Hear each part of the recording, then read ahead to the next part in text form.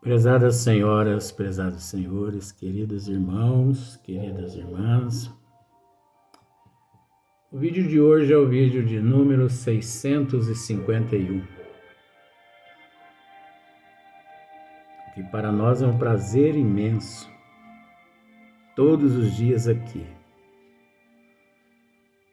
Às vezes tem dias que parece que não somos nós, mas estamos sempre atentos. Eu costumo sempre dizer, dias melhores virão. Tudo passa, menos Deus. Porque Deus é a inteligência suprema, é a causa primeira de todas as coisas, o incriado. O resto, tudo passa. Observe para você ver. 2022, praticamente, está no final. 2023 está vindo aí. E eu, que saudade, ou melhor, eu não vejo a hora de conhecê-lo. Enquanto muitas pessoas pregam,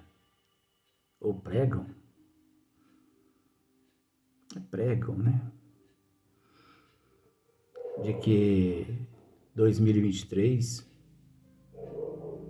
vem muito sofrimento, 2024, 2025, 2026, 2030, 2040. Para que nos preocupar com isso?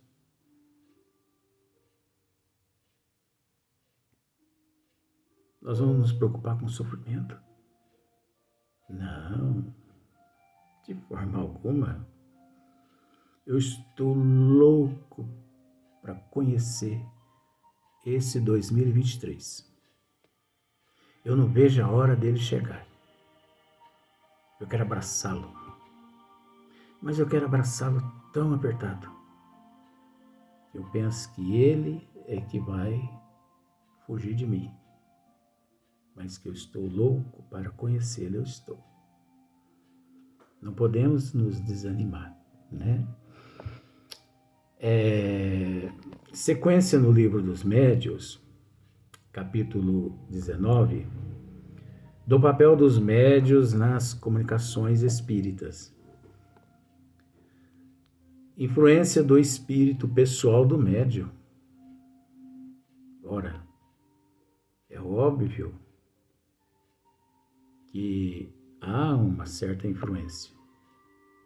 Aquele que disser que não existe influência, ele desconhece totalmente. Porque você há de convir que, se não existisse a caneta, vamos pensar por esse lado, a escrita não aconteceria. É óbvio, existe as manifestações onde não são utilizadas as canetas, a escrita direta, mas não se utiliza uma matéria. Então é necessário raciocinar. Na escrita existe a interferência do lápis, a interferência da caneta, a interferência da tinta. Só que de uma forma assim muito superficial, que as pessoas não percebem. Agora, isso é psicologia. Tendes a prova disso nas visitas que vos fazem as almas de pessoas vivas, as quais muitas vezes se comunicam convosco pela escrita, sem que as chameis. Porque ficai sabendo, entre os espíritos que evocais?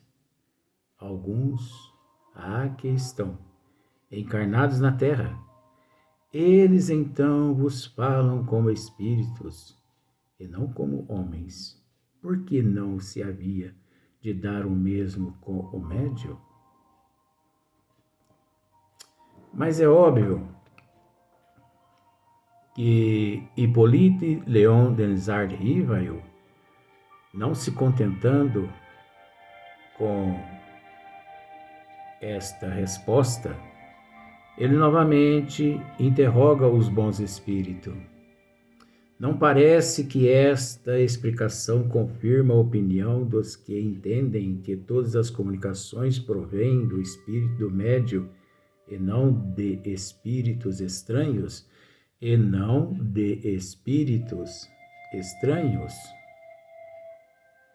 Porque, de acordo com a resposta final, é natural que muitos podem, e é um direito, pensar dessa forma. Mas é óbvio que é um direito da pessoa pensar, pelo fato do processo evolutivo, o processo de conhecimento, a cultura. Então é natural que nem todos pensam contrário. O que os bons espíritos responde: os que assim pensam só erram em darem caráter absoluto à opinião. É o que nós acabamos de dizer. De acordo com o nível evolutivo. Os que assim pensam só erram em darem caráter absoluto à opinião que sustentam. Eles sustentam aquilo. Então é natural que, por falta de outros conhecimentos, aquele ser tem e deve sustentar aquela opinião. Porque é aquilo que você conhece. Então você tem que defender o que você conhece. Até é natural que você aprenda uma forma ou uma fórmula mais convincente.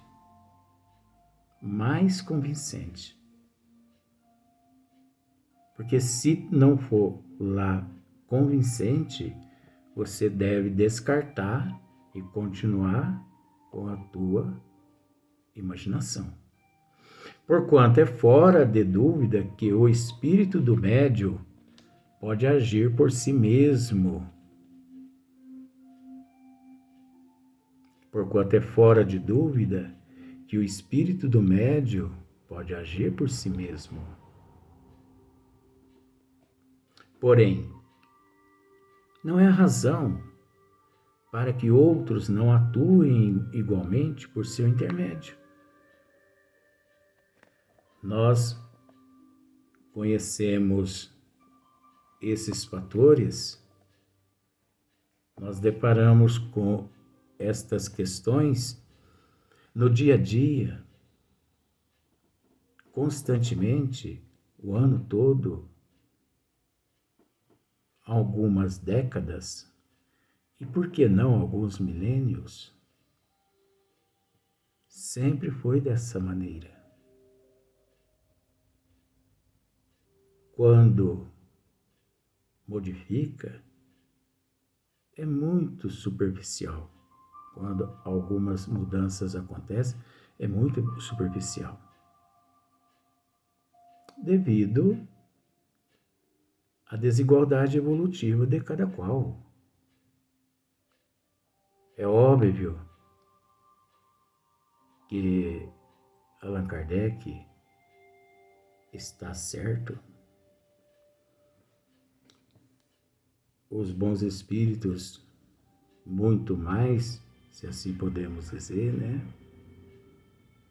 Mas nós entendemos que por detrás de tudo isso existe a desigualdade evolutiva.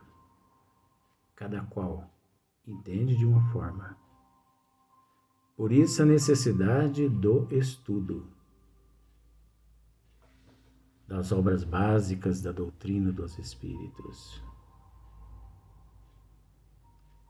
O nosso professor é a doutrina dos Espíritos. Mais uma pergunta: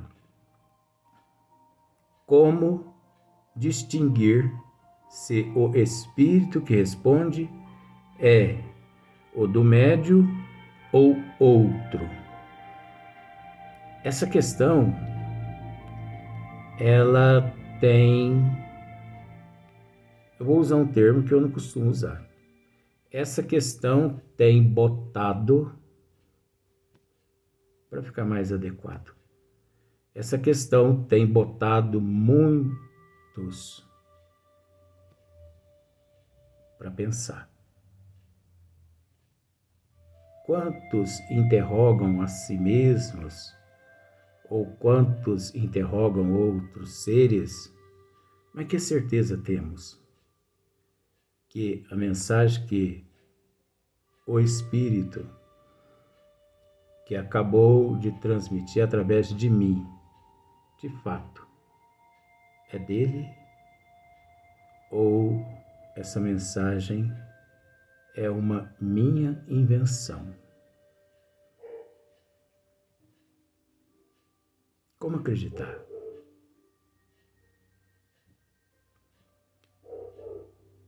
O conhecimento dos desígnios das leis de Deus, a fé em si próprios, aquela confiança, obviamente, leva a pessoa a deixar de lado tudo isso. Aí muitos podem dizer assim, mas você não acha que é natural essa preocupação? Sim, é óbvio que é natural. Mas não podemos deixar de dizer que todos aqueles que se preocupam com esta questão desconhecem o Espiritismo, desconhecem as obras básicas da literatura espírita. Porque todo aquele que iniciou pelas obras básicas essa questão nunca lhe perturbou a mente, porque ele aprendeu desde o princípio como distinguir, como separar o joio do trigo. Então, quando você começa certo, a tendência é que você termine certo. Agora, quando você começa errado, meu amigo, minha amiga, pode ter certeza que avalanches, mais cedo ou mais tarde, visita a pessoa. Então, como distinguir se o espírito que responde é o do médium ou outro? Então, os bons espíritos respondem da seguinte forma: pela natureza das comunicações. É tão simples, não é? Pela natureza das comunicações. Estuda as circunstâncias e a linguagem e distinguirá. É só estudar. No estado de sonambulismo ou de êxtase, é que principalmente o espírito do médium se manifesta. No estado de sonambulismo ou de êxtase, é que principalmente o espírito do médium se manifesta. Porque então se encontra mais livre. No estado normal é mais difícil. Aliás, há respostas que se lhe não podem atribuir de modo algum. Por isso é que te digo, estuda e observa. Temos dito desde o princípio, hoje da gravação, que a base são os estudos, é o conhecimento. Ninguém chega a um alto escalão sem o qual. Muitas pessoas, às vezes, por falta de conhecimento, ignora que aqueles que encontram-se ocupando posto mais elevados, quanto tempo levaram para chegar até aquele posto? A vida, viver, evoluir, nós temos que entender que é um processo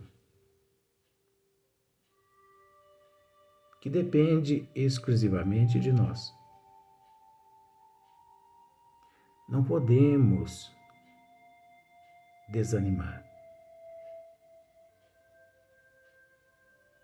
Não podemos, como se diz o ditado, jogar a toalha. Tudo é um desafio. Tudo é um desafio. Mas vale a pena. Nós não podemos nos esquecer também que durante toda a eternidade a luta vai existir. Você acha por um acaso que nosso Senhor Jesus Cristo não enfrenta batalhas enormes? Por que não? É óbvio que sim. Porque ele também encontra-se em processo de evolução. Assim como todos nós. Então, os altos e baixos faz parte do percurso. Mas não podemos nos desanimar. Porque então se encontra mais livre no estado normal, é mais difícil. Aliás, há respostas que se lhe não podem atribuir de modo algum. Por isso é que te digo, estuda e observa. Como já dissemos, a preocupação maior encontra-se na mente daqueles que não estudam, aqueles que são avessos